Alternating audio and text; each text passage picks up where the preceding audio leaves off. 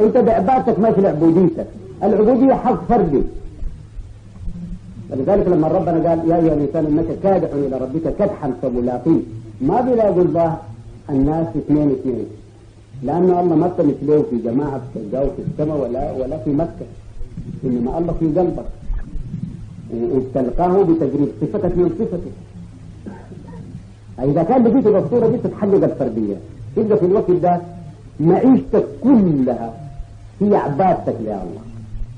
الحد الادنى بتستعمل منه لفوق لتكون عبادتك عبوديه، والعبوديه هي ان تعيش لله في جميع اوقاته، حيث اعترضت عليه او حيث لم تجد انك مستسلم له وراضي به، انت معترض على العبوديه وفي سوء ادب يحتاج لتربيه تعينك العباده عليه.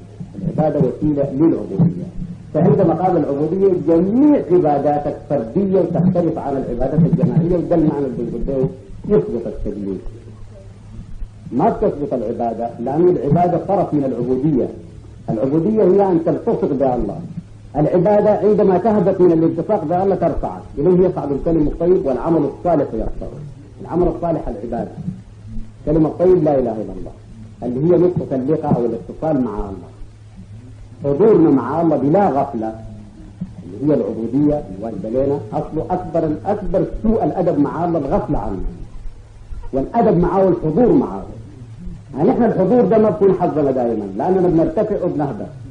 عندما نرتفع بتقول لا اله الا الله في القمه اللي وصلتنا بها الله. لما نهبط بطبيعتنا البشريه العباده ترفعنا اليه، يصعد الكلم الطيب والعمل الصالح يرفعه. والعباده هي الجماعيه تبدا عباده فرديه، لا تثبت صلاتك،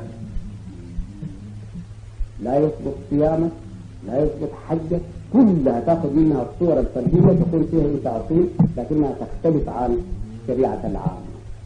وده المعنى اللي بيكون بهم كمسلم، لانه المسلمين اصحاب شرائع فرديه، المسلمين اصحاب عبوديه، والعبوديه لا تكون الا وليس بينك وبين الله واسطه.